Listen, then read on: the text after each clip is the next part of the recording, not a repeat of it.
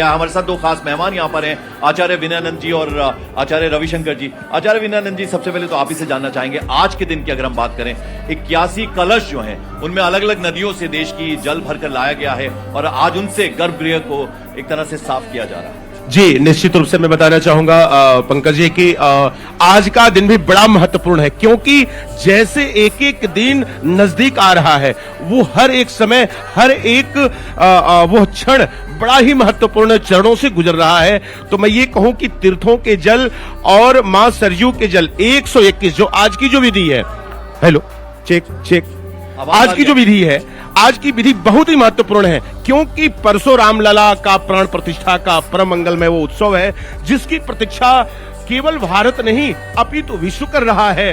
हर एक क्षण, हर एक पल जैसे जैसे नजदीक आ रहा है, सबकी धड़कनें बढ़ती जा रही हैं भगवान रामलला के वहां से नजदीक से दर्शन करने की। मैं निश्चित रूप से कहूं कि कल जैसे ही पट खुला भगवान का, पूरी दुनिया ने दर्शन किया। और मैं साथ ही ये भी कहना चाहूंगा कि सोशल मीडिया प्लेटफॉर्म पे भगवान बाल रूप का दर्शन दुनिया कर रही है। मैं क्या कहूं उस वैभव को, क्या कहूं सुख को।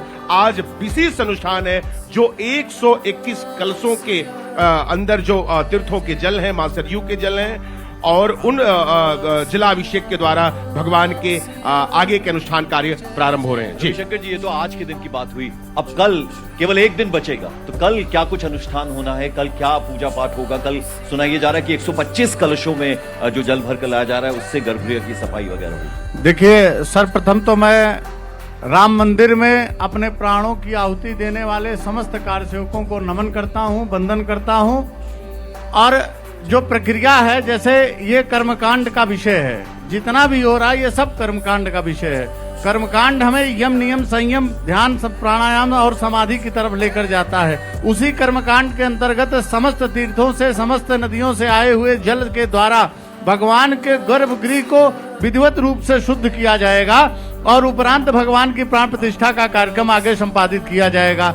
जैसे कि स्वामी जी ने भी बताया कि आज जब हम लोगों ने सुबह अपनी अपनी मोबाइल को ऑन किया, तो आप जैसे मतलब आप समझिए राम भक्तों की एक लंबी श्रृंखला है। करोड़ों लोगों के पेज पर केवल राम जी का ही वो चित्र है, जिसके दर्शन मात्र से स्वयं को सभी लोग, चाहे हम हुए चाहे जितने भी सनातन मानने वाले हैं, जो ना भी मानने वाले हैं, और राम जी का दर्शन पाकर निश्चित रूप से मोक्ष को प्राप्त करेंगे। इसी कड़ी में माननीय प्रधानमंत्री जी द्वारा जैसे नियम का पालन किया जा रहा है, उसके बारे में भी थोड़ा सा हम आपको बताना चाहेंगे।